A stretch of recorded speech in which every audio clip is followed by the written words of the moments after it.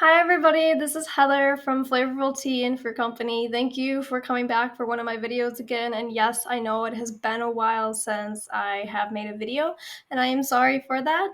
But I am in the process of getting something really important for the shop, and it's just taking a little bit more of my time than what I expected it would.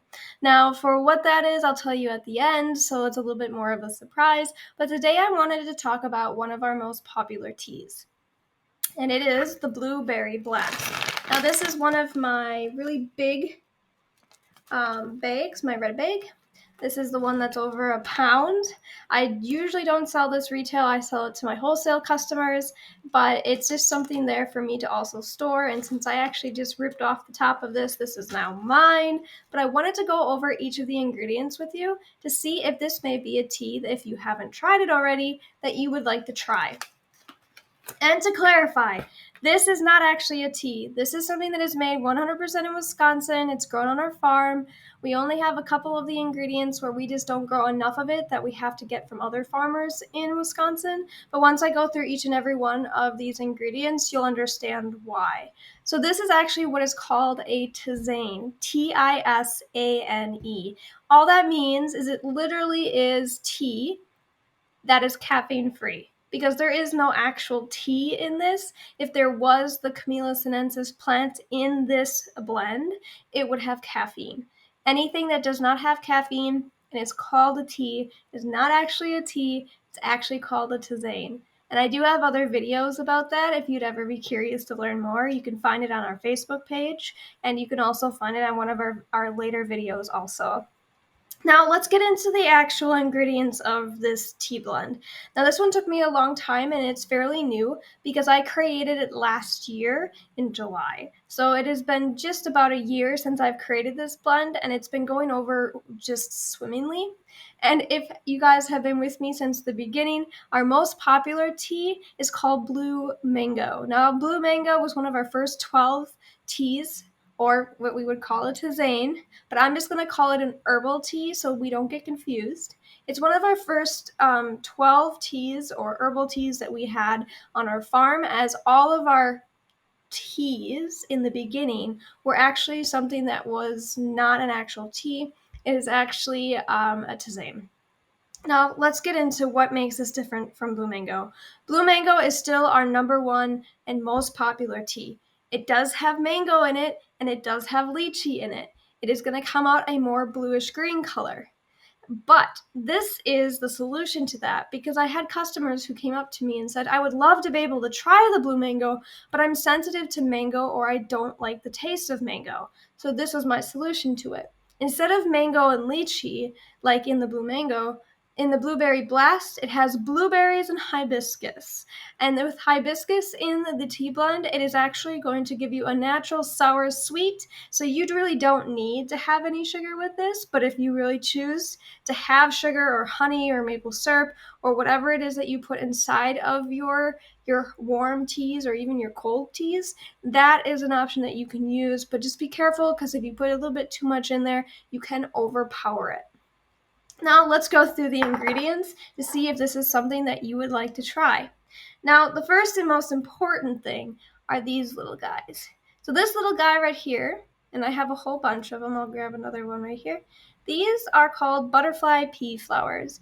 These little guys generally don't make much of a flavor or change the flavor profile of this blend, but it does give you that very distinct blue color. And depending on how many of these little guys are found in the blend that you have purchased, you may have a super deep dark blue, or you may even have a little bit of a purplish color because of the hibiscus. And let me show you what the hibiscus looks like inside of this blend.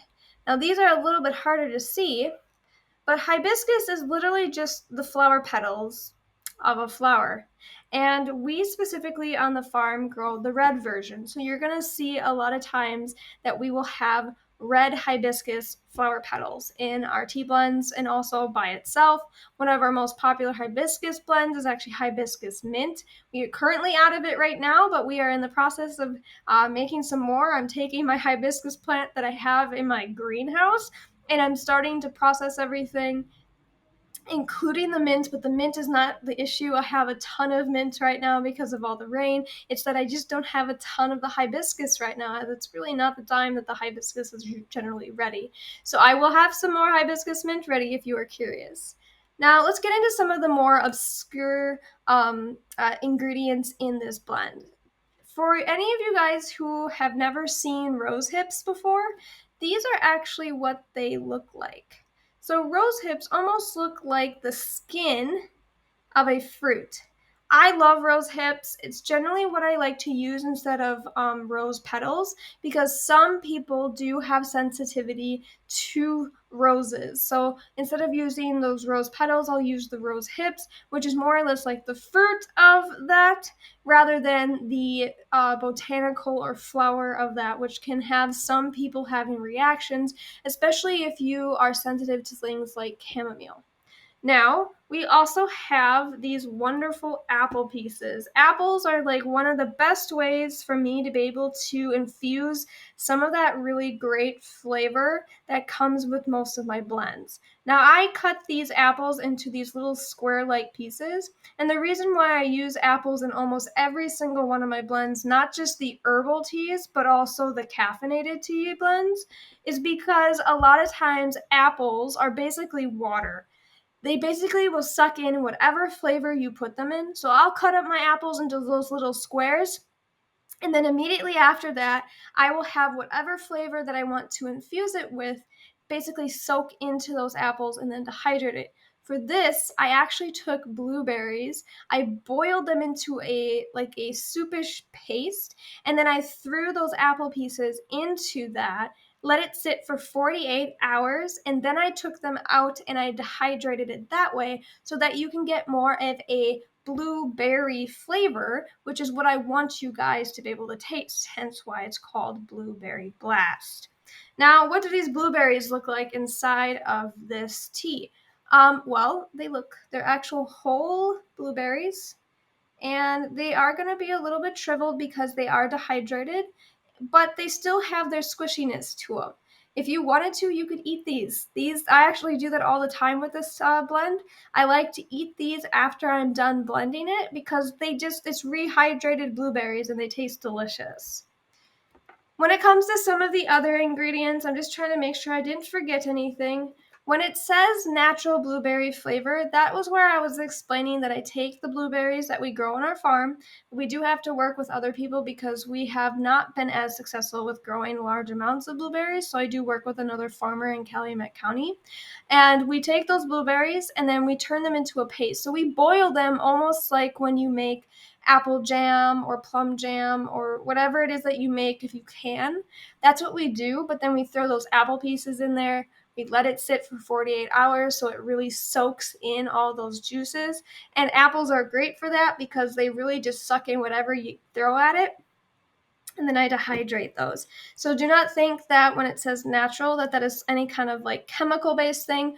We just legally have to say that when we are making this tea blend that we are using natural blueberries, and natural for our company means actual blueberries grown on the farm that are then made into a paste and then go through that process that I just explained to you. Now, if you are really curious about trying this tea blend, you can look at our Shopify store. You can also visit our Weebly website, which is just Flavorful Tea and Fruit Co.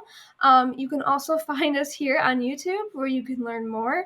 And I will have links in the description about the things that we actually do sell so that you can just follow the link right to it so you don't have to do any searching. And yes, if you want to, you can even follow us on Facebook. Our Facebook business page is growing, and I do post a lot more videos there than I do here, as I do have to go through another system to be able to make these videos, save the videos, and then transfer them over to YouTube. Now, if you guys have any questions about this tea, where you want to know anything else, like things you could blend with this, how we cold infuse if you want to do it as like an iced tea, but you don't want to have it heated first, or if you want to learn how I do it, where I heat it first and then I cool it down, please message me. I am more than willing to work with you. And I do have to say, we are starting to run out of this one. So if you are curious about trying the Blueberry Blast, which is 3 different words, blue, berry, and blast. We sometimes call this tea our triple B. Now, if you guys have any other questions, you know where to reach me, but otherwise, I hope this video was informative, and if you did like it, please like and subscribe, and share with friends and family. Bye, guys!